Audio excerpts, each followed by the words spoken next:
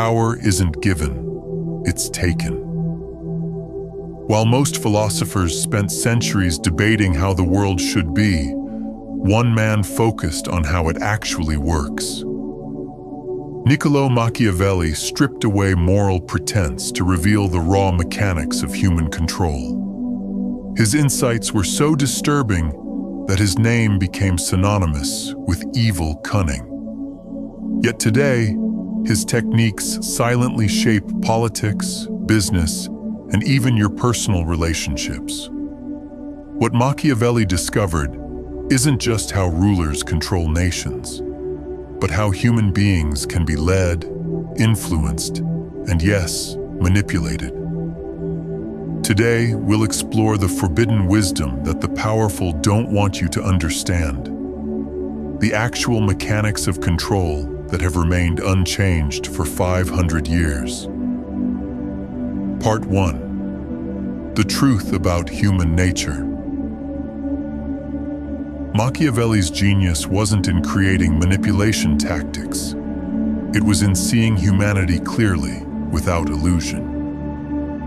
While his contemporaries described humans as they wished them to be, Machiavelli described people as they actually are. Men are so simple of mind and so much dominated by their immediate needs that a deceitful man will always find plenty who are ready to be deceived. This observation forms the foundation of Machiavellian thinking. People respond primarily to self-interest and immediate concerns, not abstract principles or distant consequences. The conventional wisdom tells us that humans are rational, consistent beings who make decisions based on careful consideration. Machiavelli knew better. He observed that people are driven primarily by two forces, fear and self-interest. Most human behavior, regardless of how it's rationalized, stems from these twin motivators. This isn't cynicism, it's realism. When you strip away social niceties and moral justifications, human behavior becomes remarkably predictable. People consistently choose self-preservation over principle. They favor immediate benefits over long-term advantages. They follow strength and abandon weakness. Consider how easily public opinion shifts when circumstances change. The same population that demands war after an attack will protest for peace when the casualties mount. The employee who praises management in public criticizes them in private. The friend who promises undying loyalty disappears when supporting you becomes inconvenient. Machiavelli didn't judge this human inconsistency. He simply recognized it as the terrain on which power operates. Understanding this terrain gives you a map that others lack. His most profound insight was that morality itself is largely performative rather than substantive. Everyone sees what you appear to be. Few experience what you really are. This gap between appearance and reality creates the space where manipulation thrives. People judge others primarily by appearances and results, not intentions or methods. This is why the appearance of virtue is often more important than virtue itself. The leader who maintains a public image of honesty while privately cutting corners will typically be more successful than one who is actually honest but appears weak or indecisive. This truth extends beyond politics into everyday life. The colleague who loudly announces their contributions is often valued more than the quiet worker who actually drives results. The romantic partner who makes grand gestures is often perceived as more loving than the one who provides consistent, unshowy support. By understanding the gap between perception and reality, you gain a crucial advantage. the ability to shape perceptions rather than simply reacting to them. This is the first principle of Machiavellian control, not manipulating people against their nature, but working with human nature as it actually exists. Part 2. Fear versus love, the mechanics of control. Machiavelli posed a question that still resonates. Is it better to be loved than feared, or feared than loved? His answer was unequivocal. If one cannot be both, it is far safer to be feared than loved. This counterintuitive insight challenges our conventional understanding of leadership and influence. We're told that inspiring love and loyalty is the highest form of leadership. Machiavelli recognized that while being loved is certainly advantageous, it's also dangerously unstable. Love depends on obligation, and men are generally ungrateful, fickle, dissemblers, anxious to avoid danger, and covetous of gain. When self-interest conflicts with affection, self-interest almost always wins. The subordinate who claims to love their leader will often abandon them when a better opportunity arises. The friend who professes eternal loyalty will often disappear when that loyalty becomes costly. Fear, by contrast, provides a more reliable foundation for control. Fear is maintained by a dread of punishment that never fails. While love is withdrawn the moment it becomes inconvenient, fear remains constant. People might stop loving you, but they rarely stop fearing negative consequences. This doesn't mean ruling through terror or cruelty. Machiavelli makes a crucial distinction between fear and hatred. A prince should inspire fear in such a way that, if he does not win love, he avoids hatred.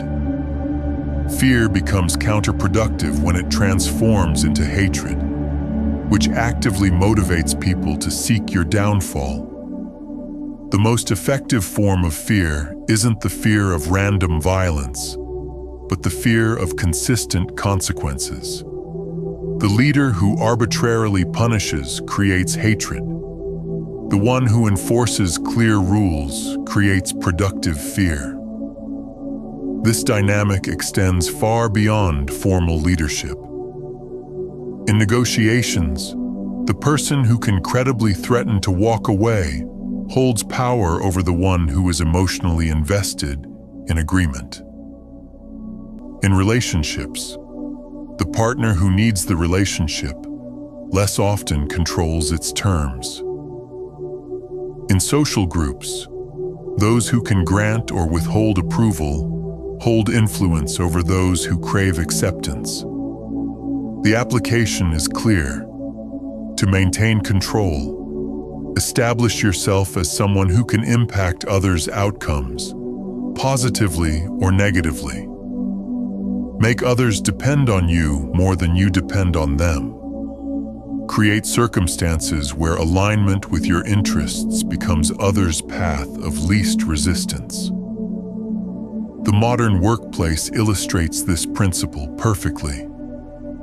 The boss who is friends with everyone often struggles to maintain discipline and performance. The one who maintains professional distance while clearly communicating expectations and consequences typically achieves better results. They're not loved, but they're respected. And respect coupled with a measured fear is far more reliable than affection. This doesn't mean abandoning empathy or kindness. Rather, it means recognizing that sustainable influence requires more than just being liked. It requires creating a situation where following your lead serves others' self-interest, and where failing to do so has consequences they wish to avoid. Part 3. Perception management, the appearance of virtue. Everyone sees what you appear to be. Few experience what you really are. This insight forms the cornerstone of Machiavellian perception management, the careful cultivation of public image separate from private reality. Machiavelli recognized that people judge primarily by appearances. The actual substance of character matters far less than how that character is perceived. This creates a powerful leverage point for anyone seeking to influence others, control the narrative, control the perception, control the power.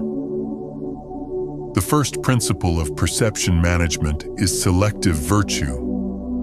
A prince should appear merciful, faithful, humane, religious, and upright, and should even be so in reality. But he should have his mind so trained that when occasion requires it, he may know how to change to the opposite.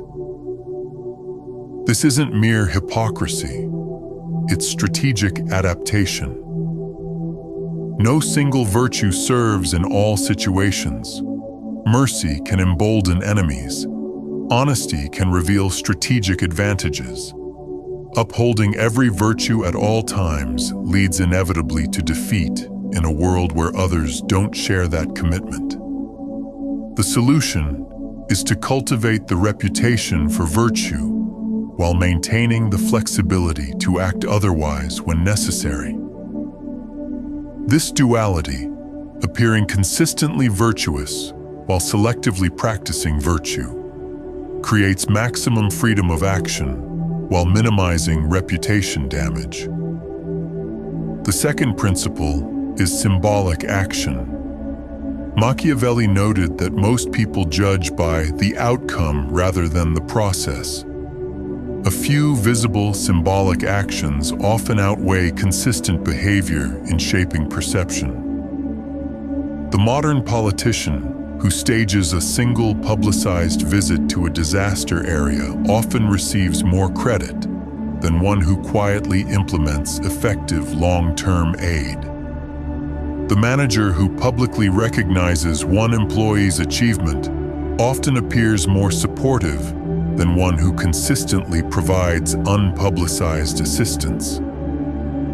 By understanding this tendency, you can strategically invest in high-visibility actions that shape perception broadly, rather than spreading effort evenly across all activities. The appearance of virtue, strategically deployed, often yields greater returns than virtue consistently practiced but poorly showcased. The third principle is information control. The prince who creates a false impression of himself and conceals his true aims will always find people who let themselves be deceived. By controlling what others know, you shape what they believe. This doesn't necessarily mean lying, which risks catastrophic exposure, but rather selective emphasis and strategic timing of truth. Highlighting favorable information while minimizing unfavorable facts. Releasing difficult news during times of distraction. Packaging uncomfortable truths within larger, more appealing narratives. The modern public relations industry operates entirely on these Machiavellian principles, carefully crafting perception through information management.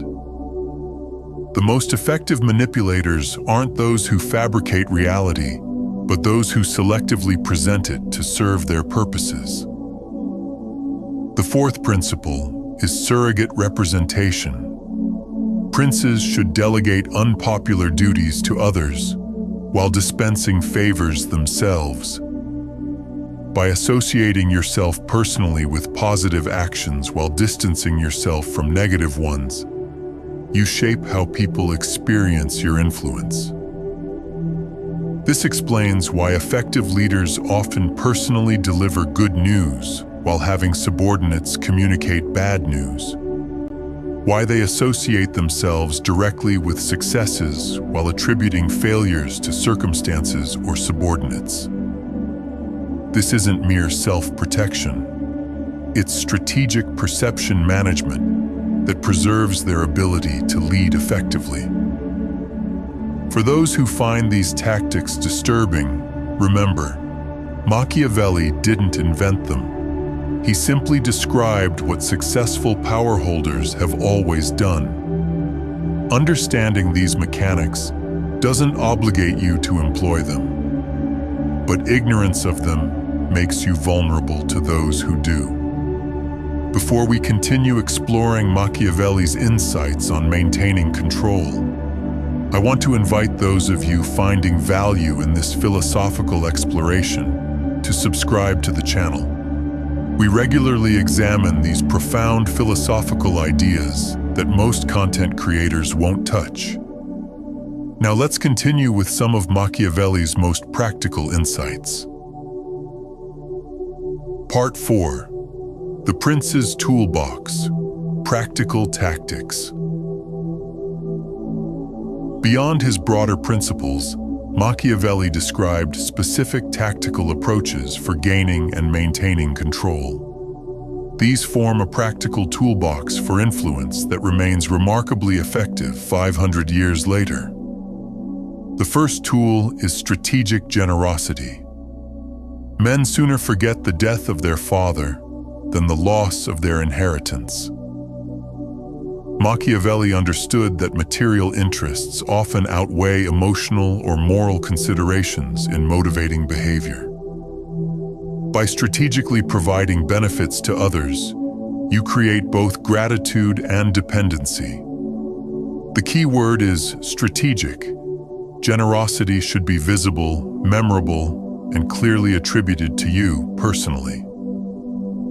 Anonymous or subtle generosity builds little influence. The benefits should also create ongoing alignment between the recipient's interests and your own. This explains why effective leaders ensure their teams know exactly who to thank for bonuses, promotions, or opportunities. Why politicians emphasize the specific benefits they've secured for constituents. Why savvy networkers do favors that position them as ongoing resources rather than one-time helpers. The second tool is calculated mercy. Men should either be caressed or eliminated, because they will avenge minor injuries but cannot avenge severe ones. When dealing with opposition, half measures often create the worst outcomes. Either fully convert opponents into supporters through generous reconciliation, or completely remove their ability to oppose you. This explains why effective leaders either fully forgive and reintegrate employees who've made mistakes, or remove them entirely, rather than maintaining them in diminished positions where resentment festers. Why smart negotiators either reach comprehensive agreement or walk away cleanly, rather than settling for partial arrangements that leave grievances active. The third tool is manufactured crisis. Never waste a good crisis is the modern formulation of Machiavelli's insight that disruption creates opportunity for power consolidation. During normal times, existing power structures resist change. During crisis, people accept measures they would otherwise reject. This doesn't necessarily mean creating artificial problems, but rather recognizing natural disruptions as opportunities to implement desired changes under the banner of necessity. The leader who has prepared changes in advance can introduce them during turbulent periods when resistance is weakened by uncertainty and fear. The fourth tool is strategic alliance. The prince should be the only one from whom favors are expected. By positioning yourself as the gateway to benefits, you ensure others must work through you rather than around you. This creates both leverage and information advantage.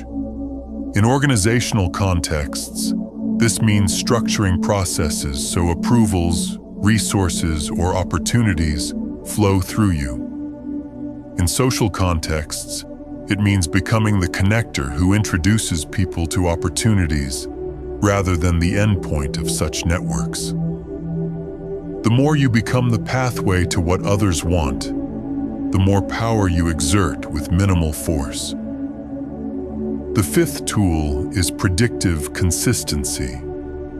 Nothing makes a prince more esteemed than undertaking great enterprises and giving striking examples of his own abilities. By establishing a pattern of successful predictions and actions, you create an aura of competence that enhances your influence, regardless of whether each individual decision is optimal. This explains why effective leaders often make highly visible commitments and ensure they're achieved, even at significant cost. The demonstration of capability and reliability creates a perception of inevitability around their leadership that discourages opposition before it forms. These tools aren't abstract theories, but practical approaches observed across centuries of power dynamics. From boardrooms to political campaigns to social hierarchies, those who intuitively or deliberately apply these Machiavellian tactics consistently outmaneuver those who ignore them. Part 5. The modern Machiavellian subtle control in today's world. Machiavelli wrote for princes ruling city-states, but his insights apply with surprising precision to modern contexts where direct coercion is rarely an option. Today's most effective manipulators have simply adapted his principles to contemporary environments. In professional settings, modern Machiavellians rarely threaten or demand. Instead, they create environments where others voluntarily choose the desired actions. They shape incentive structures rather than issuing commands. They influence perception rather than controlling behavior directly. Consider how this manifests in everyday tactics. The strategic information broker doesn't hoard all knowledge but selectively shares information that shapes others' decisions while appearing transparent. They don't lie. They simply emphasize certain truths while downplaying others. They time revelations for maximum impact rather than immediate disclosure. The office Machiavellian doesn't openly undermine rivals, but ensures their successes are attributed to luck or team effort, while their failures receive focused attention. They don't spread rumors, but ask innocent questions that plant doubts. I'm sure there's a good explanation for why the Johnson Project missed its deadline again. The social manipulator doesn't demand compliance, but creates situations where the desired behavior becomes the path of least resistance. They leverage social pressure rather than personal authority. Everyone else has already agreed to contribute. The relationship controller doesn't make explicit threats, but ensures their partner understands the consequences of non-compliance through subtle reminders of dependency. I'm so glad I could help you with that career introduction.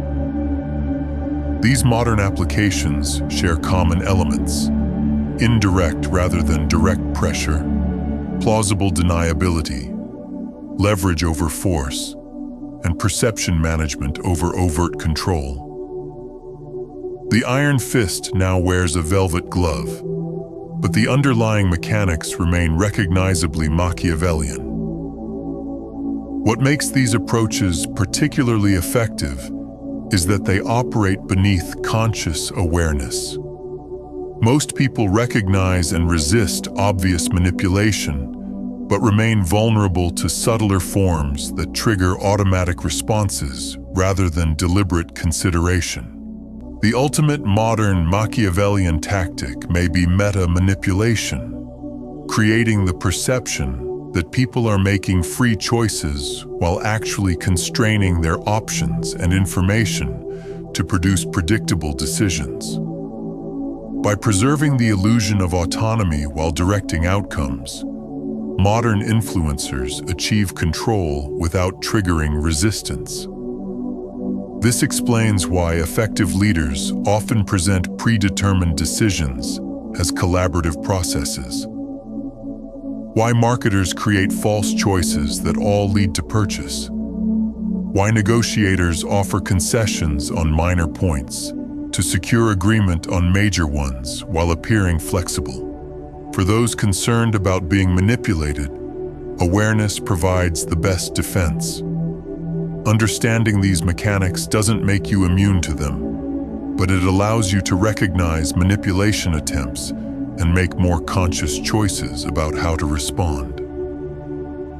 The practical question isn't whether to engage with Machiavellian tactics, but how to engage with them. Blind rejection leaves you vulnerable. Uncritical acceptance risks moral compromise.